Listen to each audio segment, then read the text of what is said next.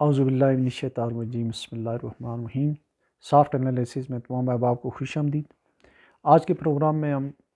اس بات کا جائزہ لیں گے کہ ریاست پاکستان میں قانون کی کتنی عملداری ہے اور امیر اور غریب کے لیے علیحدہ علیحدہ قوانین کس طرح سے ہیں۔ تو 3 پوائنٹس کا ہم جائزہ لیں گے۔ پہلا پوائنٹ یہ ہے کہ اسلام آباد میں ایک وکیل ہیں، ان کا نام جو ہے وہ گیلانی صاحب کے نام، اعجاز گیلانی ان کا کچھ نام ہے، تو ان نے رپورٹ یہ کیا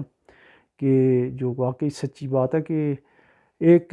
ریڑھی والے کو اسلام آباد میں 3 سال قید بامشقت اور 5 لاکھ روپے جرمانہ ہوا ہے، چونکہ اس نے ریڑھی لگائی ہوئی تھی۔ یہ وہ والا ریڑھی والا نہیں ہے جس کو فیصل مسجد کے پاس کچھ عرصہ پہلے سزا ہوئی تھی، وہ نہیں ہے۔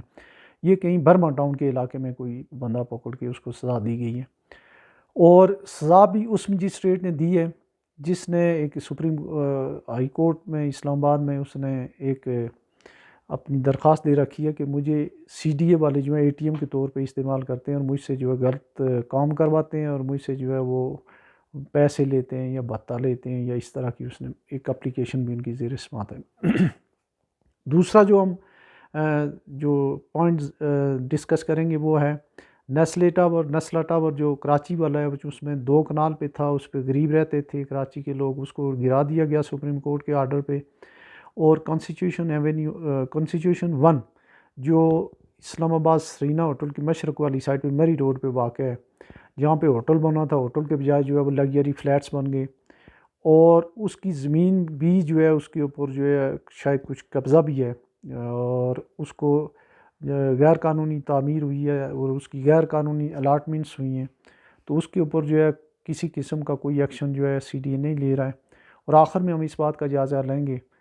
کہ جو القادر ٹرسٹ کیس ہے، اس کا جو میجر بینیفیشری ہے، جو پیسے ہیں ملک ریاض کے اکاؤنٹ میں پڑے ہوئے ہیں، کوئی جتنے بھی ہیں 60 ارب ہیں، 55 ارب ہیں یا 70 ارب ہیں،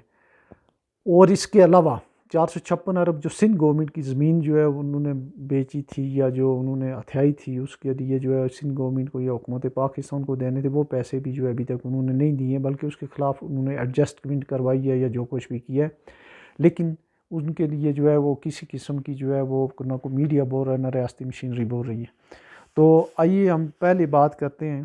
نسلا ٹاور جو کراچی کا، یہ 1950s میں جو ہے کہیں اس کی الاٹمنٹ ہوئی تھی کسی کو، اس کوئی 700 اسکوائر یارڈ کی، پھر اس میں کوئی 77 اسکوائر یارڈ ایڈ ہوئے، اور کسی نہ کسی طریقے سے یہ کوئی 2 کنال تقریباً 2 کنال 600 اسکوائر یارڈ کا جو ہے ایک کنال ہوتا ہے، تو تقریباً 2 کنال کی جگہ تھی، اس کے اوپر جو ہے وہ سینکڑوں خاندان جو ہے وہ آباد تھے، اور جس طریقے سے ہوتا ہے وہ لوور مڈل کلاس یا لوور مڈل کلاس یا مڈل کلاس کے لوگ تھے، اور ان کو جو ہے وہ بے گھر کیا، بے دخل کیا، اور ان سے چھت چھینی سپریم کورٹ کے حکم پہ، انہوں نے اپنی لا کو انفورس کیا، فورسفلی انفورس کروایا۔ اسی طرح کا دوسرا کیس جو تھا، یہ تو 2 کنال کا تھا، 104 کنال سے زائد کا جو ہے وہ ہے جو تھا وہ اسلام آباد میں کانسٹیٹیوشن ایونیو تھا۔ تو کانسٹیٹیوشن ایونیو میں انہوں نے ایسے کیا کہ جو اس کی اوریجنل جو پلاٹ تھا وہ تھا مختص تھا ہوٹل کے لیے، 4 ارب میں اس کا آکشن ہوا، صرف 80 کروڑ روپے لے کے تو پوسیشن دے دی ہمارے سی ڈی اے نے، جو بلڈرز تھا اس کو، اور انہوں نے ہوٹل بنانے کے بجائے پہلے چاروں طرف اس کو کیموفلاج کیا ہوا تھا، چونکہ ہمارے راستے میں پڑتا ہم دیکھتے تھے، اور آخر میں جو ہے ایک ہائی رائز بلڈنگ بنا دی، اور اس میں اپارٹمنٹس انہوں نے بیچے،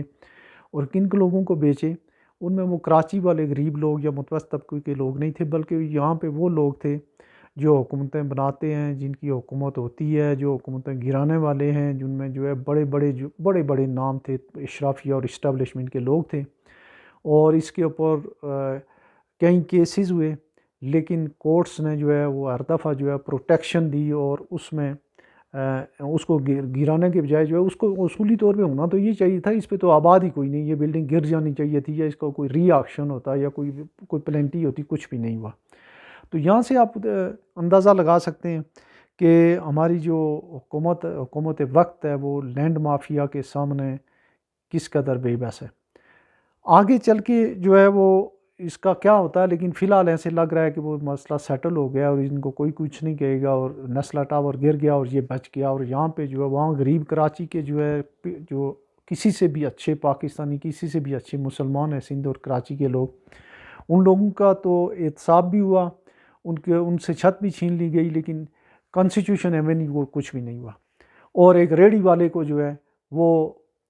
5 لاکھ کا جو ہے ریڑی لگانے پہ سی ڈی اے نے پلینٹی بھی کر دی، اور 3 لاکھ کا جو ہے انہیں 3 سال کا انہیں وہ قید بامشقت بھی دے دی۔ اب آگے ایک اور جو ہے ریاستی مشینری کی اور جو ہمارے قانون نافذ کرنے والے ادارے ہیں ان کی جو ہے ایک اور میڈیا ہاؤسز، ان سب کی جو ہے آپ ایک بے حسی دیکھیں کہ ایک القادر ٹرسٹ کیس ہے عمران خان اور ان کی مسز کے خلاف ہے، چلیں وہ تو ہے، وہ ٹھیک ہے چل رہا ہے، پوری حکومتی مشینری، حکومت وقت، نیب، ایف آئی اے، تمام ایجنسیز جو ہے اس کے پیچھے لگی ہوئی ہیں کہ عمران خان کو امپلیکیٹ کیا ہے، امپلیکیٹ تو ہے ہی ہیں، ان میں جو کسی طریقے سے انہیں سزا ہو جائے۔ لیکن جو اس کیس کا میجر بینیفیشری ملک ریاض ہے، اس کے بارے میں نہ میڈیا بول رہا ہے، نہ ایف آئی اے بول رہی ہے، نہ سپریم کورٹ بول رہا ہے، نہ ہائی کورٹ بول رہا ہے، نہ کوئی سو موٹو ہے، نہ اس کے بارے میں اسٹیبلشمنٹ بول رہی ہے، اور ریاستی مشینری کوئی بندہ اس کے بارے میں بول نہیں رہا ہے۔ اور اس کی ایک وجہ ہے، وہ یہ ہے کہ پاکستان کی جو ریاستی مشینری ہے اور جو ریاست پاکستان ہے وہ لینڈ مافیا کے سامنے بے بس ہے، اور ملک ریاض ہو یا کوئی اور لینڈ مافیا کا کوئی بڑا اور ٹائکون ہو، اس کے خلاف جو ہے کسی قسم کا کوئی قانونی یا کوئی ایڈمنسٹریٹو میجر لیے ہی نہیں جا سکتا، چونکہ خدشہ یہ ہے کہ اس میں بہت سارے لوگوں کے سٹیک ہیں۔ جتنی بھی یہ ہاؤسنگ سوسائٹیز ہیں، جتنی بھی ڈیولپمنٹ اتھارٹیز ہیں، یہ سارے ان کا ایک کولیبریشن ہے،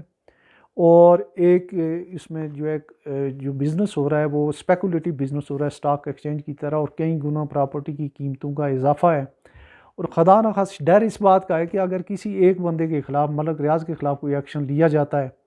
تو کہیں ایسا نہ ہو کہ پاکستان میں پراپرٹی کی قیمت جو ہے، ایک تو یہ ہے کہ اوریجنل سطح پہ نہ آ جائے جو پہلے ہی 3-4 گنا زیادہ ہے، دوسرا شبہ یہ ہے کہ کہیں ایسا نہیں ہو کہ اس سیکٹر کو کہیں ریگولرائز نہ کرنا پڑ جائے، چونکہ یہ ان ریگولرائز سیکٹر ہے، اس میں تمام کالا دھن اور جو لوکل اور انٹرنیشنل جو جتنے بھی بلیکیے ہیں اور جتنے بھی اسمگلر ہیں اور جتنے بھی جو رشوت کے پیسے ہیں وہ اسی پہ لگتے ہیں۔ اور اب ریاستی جو ناکامی کی وجہ سے، چونکہ ان ریگولرائز سیکٹر ہے، اس میں طرح طرح کی سوسائٹیز بن رہی ہیں، اس میں جو ہے وہ جو خاص کر پنجاب میں جو زمین ہے، زرعی زمین ہے، اس کے اوپر سوسائٹیز بن رہی ہیں، باغات کاٹے جا رہے ہیں، تو اس کے اوپر جو ہے کسی قسم کا جو قدغن بھی نہیں ہے، کوئی اس کو ریگولرائز کرنے والا ادارہ بھی نہیں ہے، اور اس میں تمام تر لوگ جو ہیں وہ بے بس ہیں، حکومتی مشینری بے بس ہے۔ اور دوسری طرف ملک ریاض جو ہے وہ اتنا اسٹرانگ ہے کہ اس نے کئی ایک جو ہیں وہ بہت ہی ہائی فائی جو ہے وہ لوگ جو ہے اپنے ملازم رکھے ہوئے ہیں، سیاستدان تقریباً اس نے خریدے ہوئے ہیں، اور اس کے سامنے کوئی مولوی، کوئی ملا، کوئی وائز اور کوئی جج، کوئی جرنیل، کوئی بندہ اس کے سامنے نہیں بول رہا ہے، چونکہ جرنیل تو اس نے پہلے ہی کہیں ہے کہ اپنے ملازم رکھے ہوئے ہیں۔